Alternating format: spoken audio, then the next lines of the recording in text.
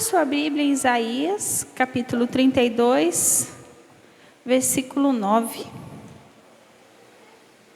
É o texto que a irmã Michele passou para mim estar ministrando. Isaías, capítulo 32, versículo de número 9. A versão que eu estou usando é a NVI. Vocês, mulheres tão sossegadas, levante-se, escuta-me. Vocês, filhas que se sentem seguras, ouça o que eu vou dizer a vocês. Feche seus olhos. Senhor, em nome de Jesus, nós estamos aqui nessa noite, com muito temor no Senhor, clamando pela misericórdia do Senhor, porque o Senhor é bom, e nós não somos nada diante da grandeza do Senhor. Pai, aqui está a sua palavra, uma palavra de confronto ao nosso coração. O Senhor quer falar isso com a sua igreja hoje.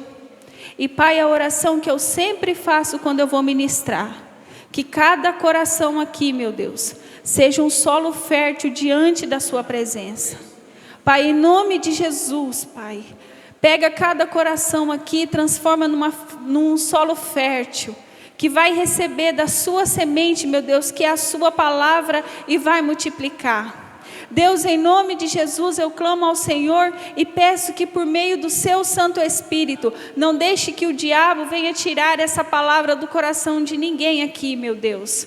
Meu Deus, que as preocupações do mundo não venham fazer com que essa palavra venha se perder, mas que possa ser plantada em um coração fértil, que venha criar raízes no Senhor e que venha multiplicar para a glória do seu santo nome. Em o nome de Jesus que eu oro. Amém. Coloca a mão no seu coração e fala assim: eu vou ser um solo fértil para receber a sua palavra e vou multiplicar. Amém. Pode tomar o seu assento.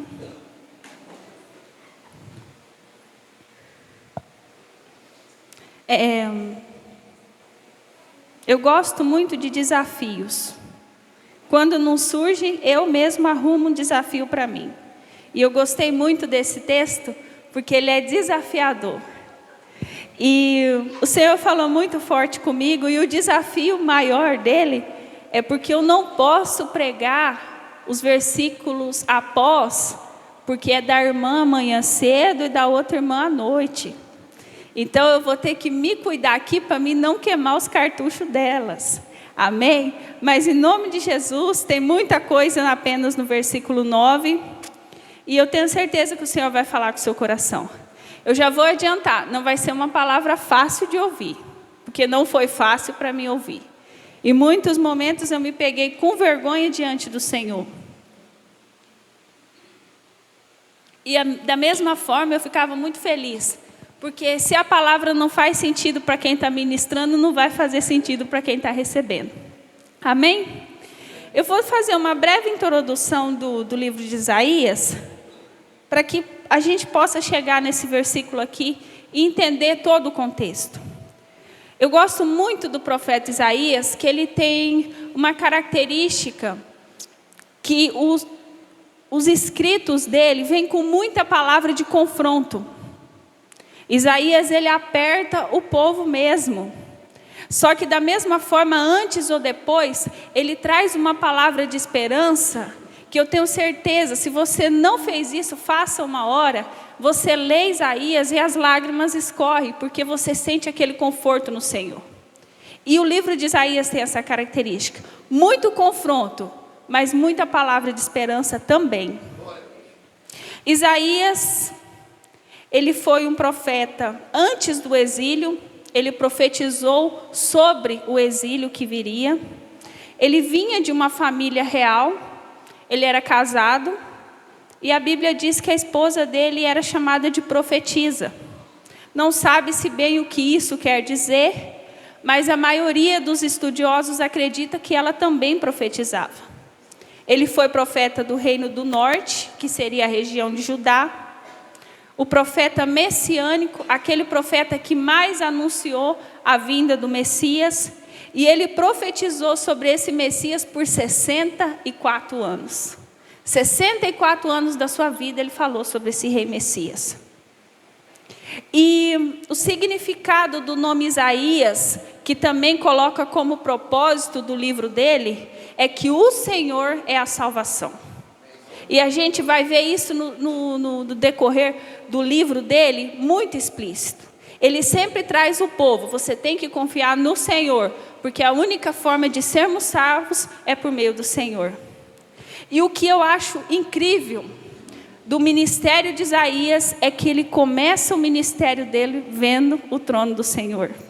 Você já deve ter ouvido. No ano da morte do rei Uzias, eu vi o Senhor assentado num alto e sublime trono. Ele inicia o seu ministério vendo o trono do Senhor. E vendo o Senhor assentado num alto e sublime trono. Lembrando que Uzias tinha morrido. Uzias era um rei bom. O trono da terra estava vazio. Mas Isaías olha e vê o trono dos céus ocupado. Então não precisa se preocupar, porque tronos e tronos da terra podem ficar desocupados, pode ser ocupado por reis ruins, mas o trono do céu continua sendo o mesmo rei. Amém? E esse Isaías, aí eu entendo um pouco desse amor que ele tem de falar acerca do Messias. Ele começa o ministério vendo o trono do Senhor. E a divisão do livro, ela é do 1 ao 12, que vai falar sobre julgamento e esperança para Israel. Mesmo sendo julgamentos duros, vinha com a palavra de esperança. Do 13 ao 27, ele vai colocar poemas que exploram o julgamento e a esperança para as nações. De novo, julgamento e palavra de esperança. No capítulo 28 ao 39, ele vai falar sobre a ascensão e a queda de Jerusalém, que é onde o nosso texto que nós vamos ministrar está inserido. Eu vou voltar depois um pouquinho para explicar. E do 40 ao 66, ele anuncia a esperança. Provavelmente você já leu Isaías 53, que eu acredito que não tem palavra mais esperançosa do que aquele capítulo para o nosso coração. Amém? E voltando, nesse bloco do 28 ao 39, ele vai falar sobre a ascensão e a queda de Jerusalém. E o nosso texto, ele está aqui nesse bloco. Ele começa acusando os líderes, falando assim: os líderes estavam com medo da Síria. A Síria, um império forte, seria um povo perverso. Você já deve ter ouvido falar de Nínive, era mais ou menos do estilo. E eles estavam com medo de ir para a batalha contra a Síria e perder. Aí eles fazem amizade, uma amizade política com o povo do Egito, convocar soldados para ajudar. Isaías chega nele e fala assim: vocês precisam depender do Senhor. A salvação vai vir por meio do Senhor. Não é por meio de você juntar pessoas, juntar exército. É por meio do Senhor. A única forma de vocês alcançar a misericórdia é por meio do Senhor. Arrependimento, coração contrito, buscar ao Senhor. Isaías faz isso. Pois para Isaías, a única forma de ser salvo é a confiança e o arrependimento diante do Senhor. Aí acontece... Esse fato acontece um pouquinho depois, mas eu vou falar porque é importante para o nosso texto. Acontece a ascensão e a queda. Como que é a ascensão? A ascensão, Isaías traz essa palavra: não dependa dos soldados do Egito. Não dependa deles. Ezequias volta-se para o Senhor, se arrepende diante do Senhor, se derrama diante do Senhor e o povo milagrosamente é salvo. Só que Ezequias sai dali, traz o povo babilônico para dentro da cidade e sai mostrando: nós temos tudo isso de tesouros. Olha, nós somos ricos, ostentando. E faz uma aliança com os babilônicos de novo, para ter força. para conseguir. Ezequias tinha acabado de ter uma experiência maravilhosa com o Senhor. Milagrosamente ele é livrado, por causa do arrependimento e do quebrantamento. Mas Ezequias volta e faz aliança com um povo ainda pior. Que 100 anos depois, chegou em Israel, arrebatou todo o povo, destruiu o templo e acabou com tudo. E o nosso texto, ele está um pouquinho depois desse confronto que Isaías faz aos governantes da terra, aos governantes de Israel, para não confiarem no povo do Egito. O versículo 31, essa advertência aos nobres. No capítulo 32, eu gosto muito de Isaías por causa disso. Ele acaba de dar um confronto acerca de não confiarem nesses povos. E no capítulo 32, do verso 1 ao 8, ele traz uma palavra de esperança novamente. Que ele fala sobre o reino de justiça. E eu quero ler com vocês. Vejam, um rei reinará com retidão, e os príncipes governarão com justiça. Cada um será como um esconderijo contra o vento, e um abrigo contra a tempestade, como correntes de água numa terra seca, e como a sombra de uma grande rocha no deserto. Então os olhos dos que veem não mais estarão fechados, e os ouvidos dos que ouvem e escutarão. A mente do precipitado saberá julgar, e a língua gaguejante falará com facilidade e clareza. O tolo já não será chamado nobre, e o homem sem caráter não terá tido alta estima. Pois o insensato fala com insensatez e só pensa no mal. Ele pratica a maldade e espalha mentiras sobre o Senhor. Deixa o faminto sem nada e priva a água do sedento. As artimanhas do homem sem caráter são perversas. Ele inventa planos maldosos para destruir com mentiras o pobre. Mesmo quando a súplica deste é justa. Mas o homem nobre faz planos nobres, e graças aos seus feitos nobres, permanece firme. Aqui Isaías está falando assim: eu sei o tempo que vocês estão vivendo, mas virá um tempo em que um rei reinará com justiça. E o único rei que vai reinar com justiça e que reina com justiça é Jesus.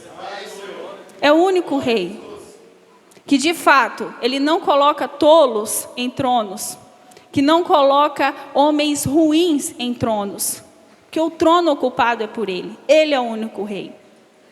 E em seguida, vem uma advertência também para as mulheres. Versículo 9. Por que que ele traz essa advertência para as mulheres? Como assim? Era algo político que eles tinham que resolver. Normalmente a gente vê advertências contra mulheres em questão assim do cuidado com a casa, do cuidado com a família. Mas como assim ele vem falando sobre confiar, sobre governantes, aí ele fala acerca de um reino, aí ele vem com essa advertência às mulheres da época.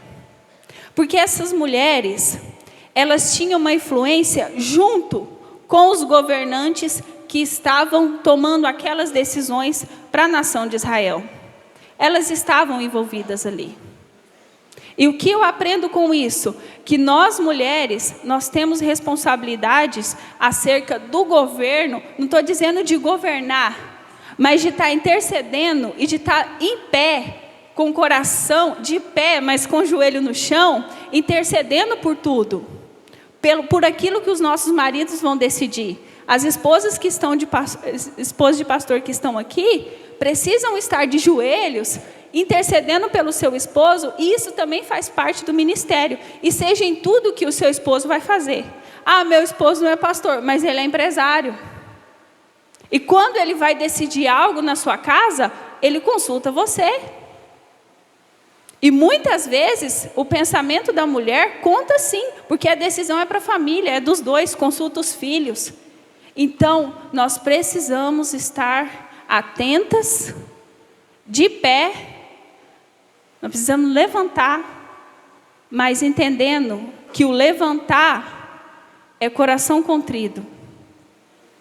Estar de pé tem mais a ver com o coração derramado diante do Senhor do que simplesmente as suas pernas estarem esticadas. De que simplesmente você falar para os outros que você está firme. Tem mais a ver com o coração do que com a sua posição. Amém? E Isaías, ele vem com essa advertência às mulheres. Mas antes de ler de novo o verso 9, volta um pouquinho em capítulo 3, versículo 16. Abra sua Bíblia e acompanha, irmã, para você ver se eu estou falando besteira, tá? Tem que acompanhar, risca. Capítulo 3, versículo 16. O Senhor diz: por causa da arrogância das mulheres de Sião, que caminham de cabeça erguida, flertando com os olhos, desfilando com passos curtos, com efeitos tinindo em seus calcanhares, o Senhor rapará a cabeça das mulheres de Sião. O Senhor porá a descoberta as suas vergonhas. O que o Senhor está dizendo? Mulheres altivas, mulheres que andavam confiantes demais. Aí vem Isaías, que já deu esse conselho para as mulheres, já falou com as mulheres, já ensinou as mulheres: não faça isso, porque o Senhor vai raspar a cabeça, vai expor a sua vergonha. E vem Isaías de novo dando conselho para essas mulheres. Versículo 9. Vocês, mulheres, tão sossegadas, levante-se e escuta. Vocês, filhas que se sentem seguras, ouçam o que eu vou te dizer.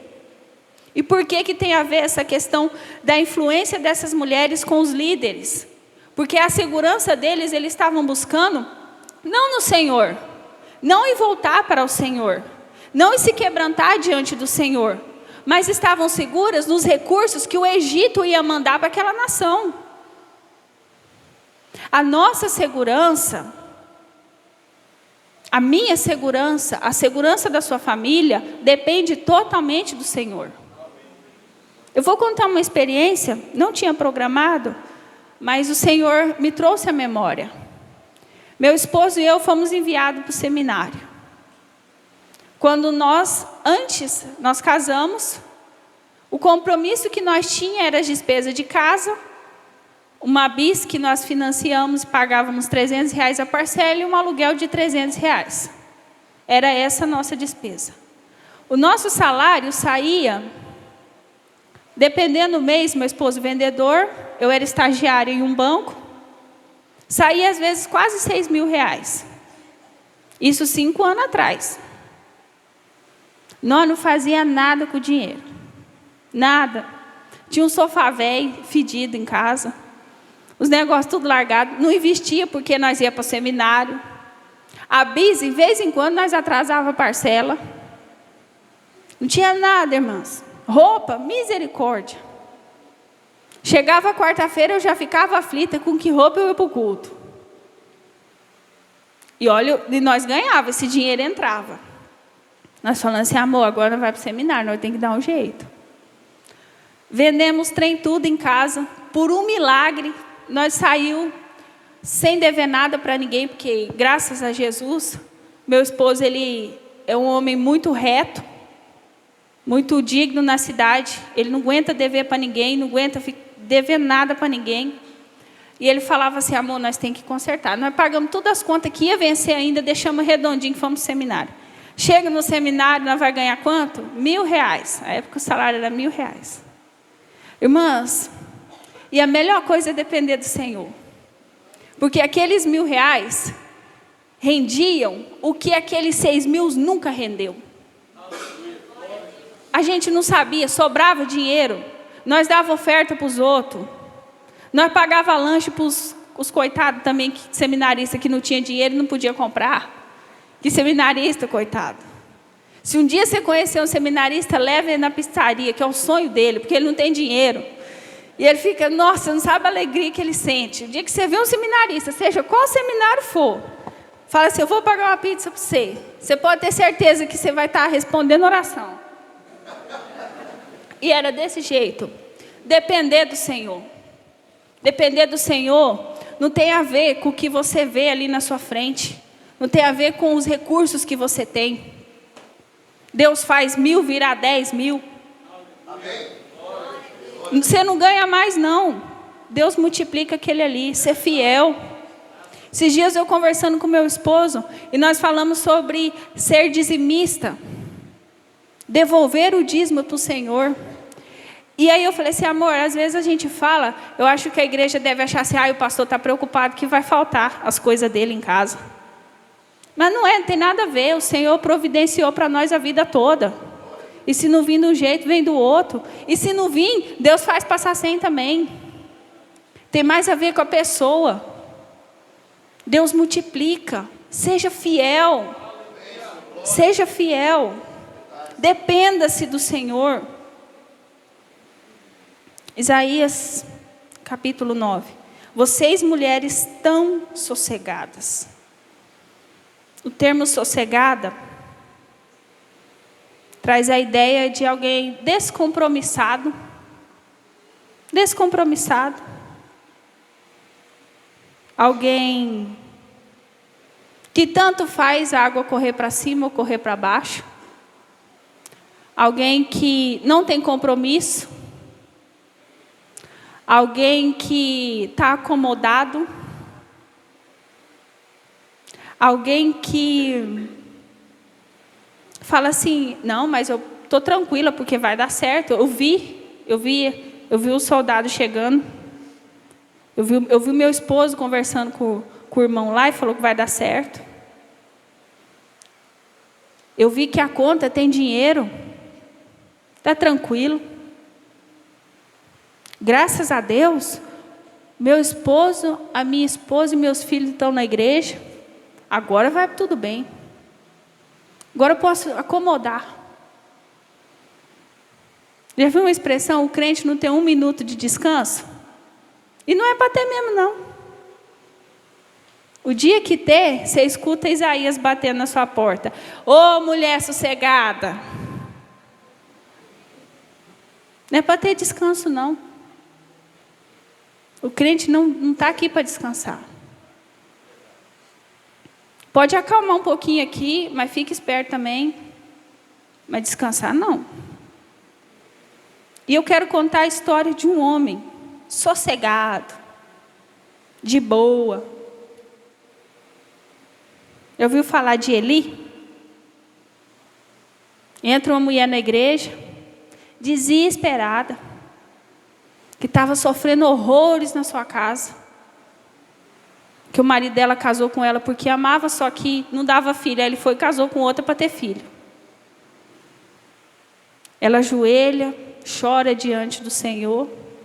Mas na hora que ela passa na porta, tem um sacerdote sentado na porta. Guarda a palavra sentado. Sentado na porta.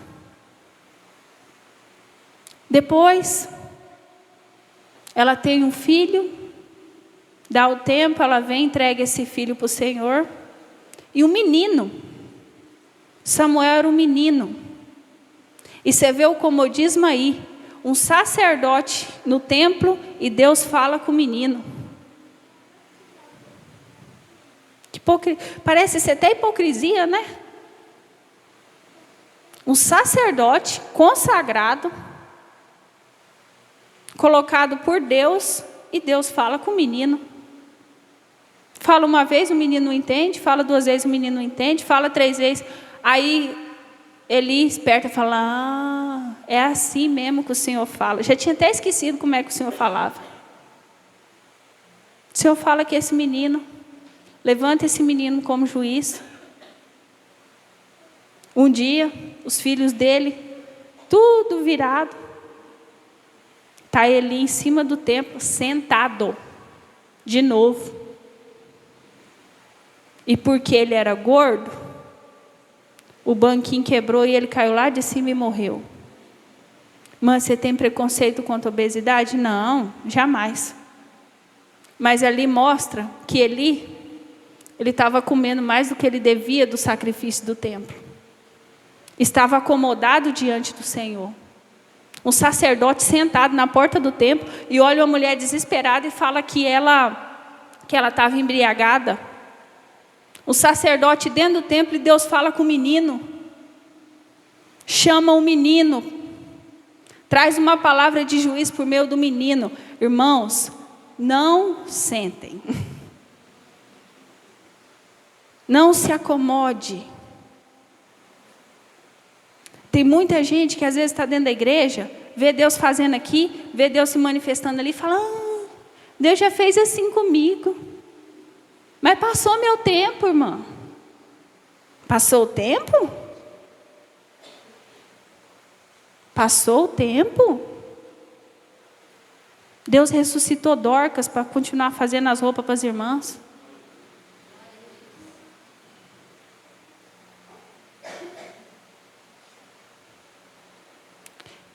Não se acomode. Não tem idade para se acomodar. Você não sofreu demais não para se acomodar. Não passou seu tempo não para você se acomodar. Estou olhando a hora ali que eu me empolgo. Vocês mulheres tão sossegadas, tão acomodadas. Levante-se. E eu quero fazer uma pergunta para vocês. Não precisa responder alto, não. Mas você está acomodada? Não, irmã, estou não. Eu não falto um culto. Se for na segunda igreja, o meu plano de leitura está redondinho. Eu não falto uma campanha de oração. Você está acomodada? O que tem te acomodado? É o esposo que já se converteu e você não precisa estar de madrugada mais orando? É os filhos que já veio para a igreja e você não precisa mais estar levantando jejum, oração, para o diabo não levar seus filhos para o mundo? É o tanto que você já fez na obra do Senhor e que já não precisa mais? É o viver com a sua família e ninguém mudar, você orar e ninguém mudar, ninguém muda, o marido vem para a igreja, os filhos cada vez ficam mais longe, tudo isso traz acomodação. É a cura que você tem pedido para o Senhor e o Senhor não tem dado uma resposta para você, se Ele vai te curar ou não? O que tem te acomodado? É eu vim para a igreja todo o culto, mas não senti mais nada, não vê mais nada, entra e sai da mesma forma. Eu falei que não seria uma palavra fácil. O que tem te acomodado? E eu confesso para os irmãos que estudando isso daqui, durante essa semana toda, o Senhor foi me mostrando pontos que eu estava acomodada. Pessoas que eu estava orando, que eu estava investindo tempo há mais de um ano e que parecia que ficava pior. Cada vez que eu vinha, marcava discipulado, sentava, pregava a Bíblia, voltava pior. E eu falei, Senhor, vou orar mais não vou. Um ano. Foi a pessoa que eu mais investi tempo. O Senhor falou para mim, você está desistindo, né? Acomodado. Oração que se apresenta e não responde. Acomodado. O que tem te acomodado? Está tudo bem na sua família? As contas que estavam atrasadas agora está paga. Comprou casa, comprou carro. Os filhos estão empregados, você está empregado, um emprego bom que você sonhou. Acomodado. E nós, seres humanos, está na nossa genética acomodar. Vou te contar uma história. Você sabe por que os orientais têm os olhos puxados? um lugar de muita neve, e eles ficam, porque é muito branco, acomodou tanto que hoje tem uma nação que é assim. Nós, seres humanos, nos adaptamos fácil. Você pode morar num lugar de gelo. Você vir para o calor, vai um dia, você está acomodado, você está acostumado. E muitas vezes tem pessoas aqui que está acomodado e já acostumou. Esse é o pior. E que se eu perguntar aqui, você está acomodado? Vai falar que não. Não. Estou uma benção. Mas a palavra do Senhor é: levante-se. O que é levantar? Erguer. Permanecer de pé. Ficar em pé. Pôr-se em pé. Resistir, ficar firme, ficar fixo, ser válido. E o interessante é que esse termo, ele é usado em outros textos do Antigo Testamento, o mesmo termo, que eu não vou conseguir falar o nome, mas é levantar-se. Juízes capítulo 7, versículo 15, quando Gideão ouviu o sonho e a sua interpretação, adorou a Deus. Voltou para o acampamento de Israel e gritou: levante-se, o Senhor entregou o campamento de Midianita nas nossas mãos. Jeremias 46, 16. Tropeçam e caiam uns sobre os outros. Eles dizem: levante-se, vamos voltar para o nosso próprio povo e para a nossa terra natal, longe da espada do opressor. É ficar de pé, é estar pronto, é deixar o comodismo. Levante-se. Tem mulheres de Deus aqui que Deus já fez tantas coisas porque você estava de pé e por algum motivo agora você anda prostrada, você anda acomodada. Levante-se diante do Senhor. E o ficar de pé, eu não estou dizendo é você levantar e sair, não. Estar de pé é você quebrantar o seu coração diante do Senhor, é entender a palavra do Senhor, é lutar pela sua família. Mas já tem tanto tempo, quem diz que o tempo é você que sabe? O levantar, estar de pé diante do Senhor. A sua família pode mudar sim, em nome de Jesus, não desista. A sua cidade, o seu governo pode mudar sim. O que teve de gente frustrada nas eleições passadas, achando que o que ia colocar sustento na nossa mesa seria o presidente, achando que quem vai tirar o sustento da nossa mesa é o presidente. Quem coloca, quem dá emprego, quem dá sustento, quem dá saúde, quem dá provisão é o Senhor. E muitas vezes a Bíblia diz que quando o povo estava ruim, que o coração estava longe do Senhor, Deus enviava um rei ruim para que as pessoas se voltassem para o Senhor.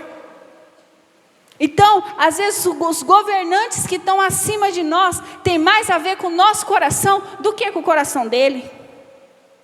Volte para o Senhor, levante-se diante do Senhor.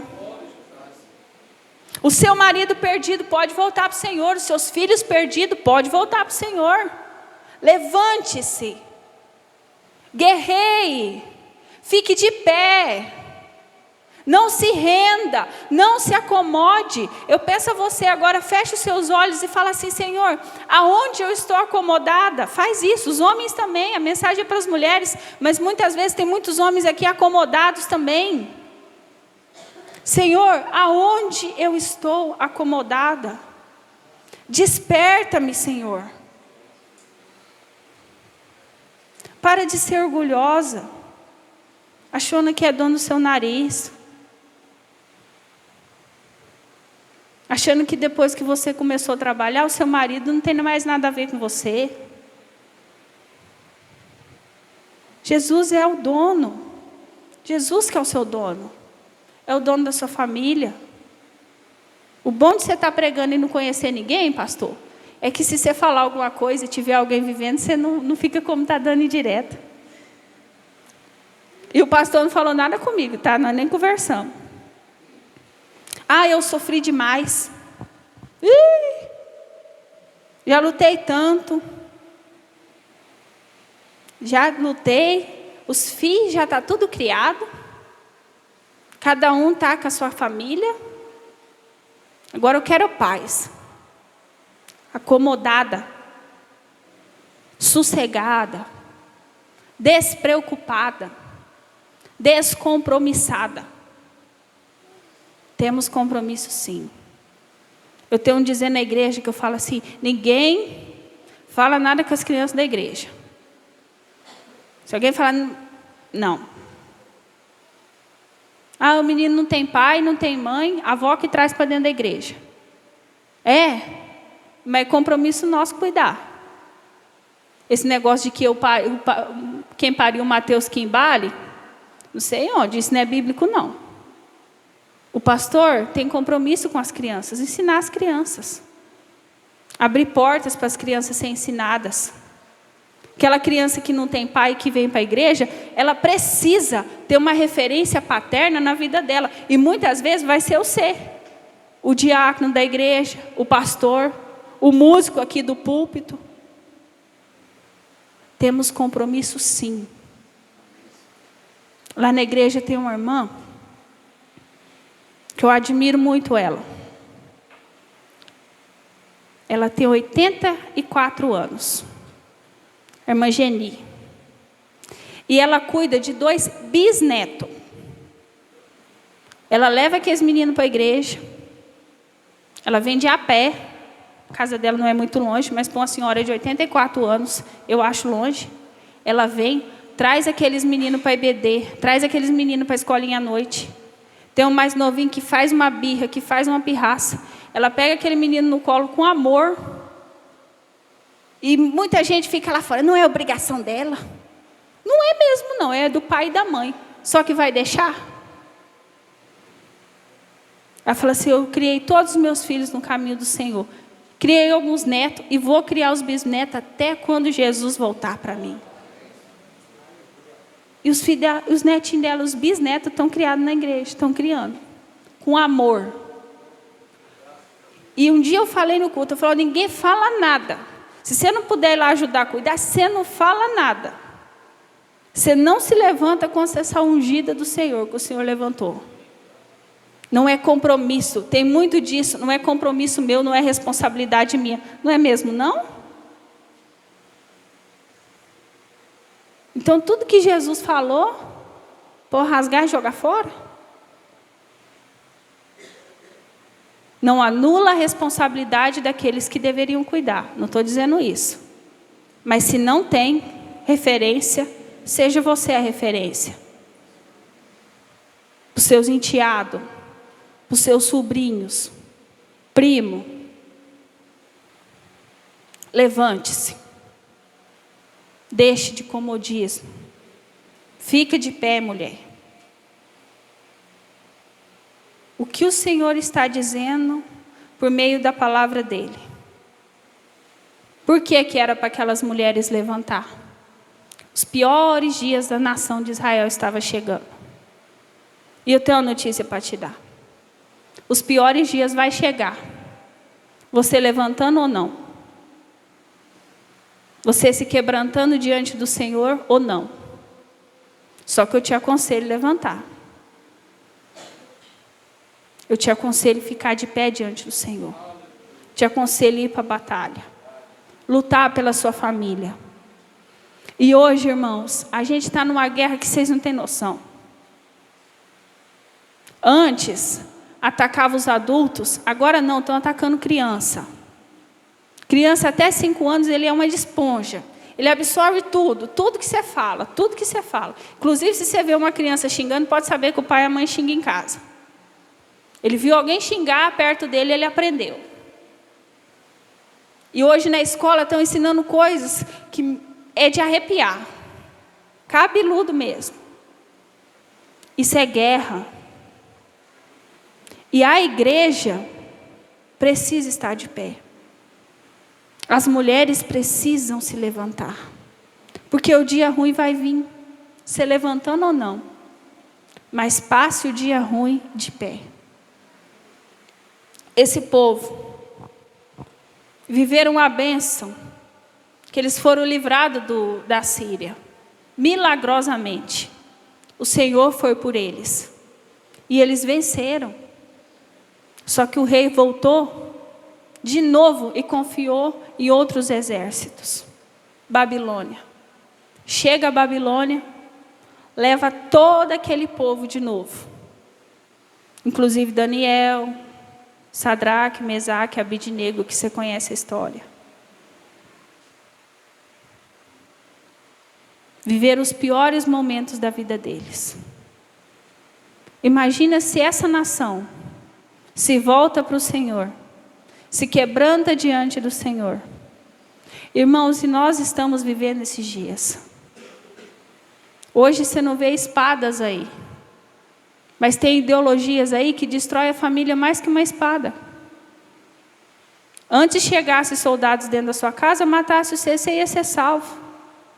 Mas não, querem arrancar seus filhos, levar seus filhos para o mundo, colocar ideias demoníacas dentro da cabeça dos seus filhos, dizer que divórcio é normal, dizer que homossexualidade é normal.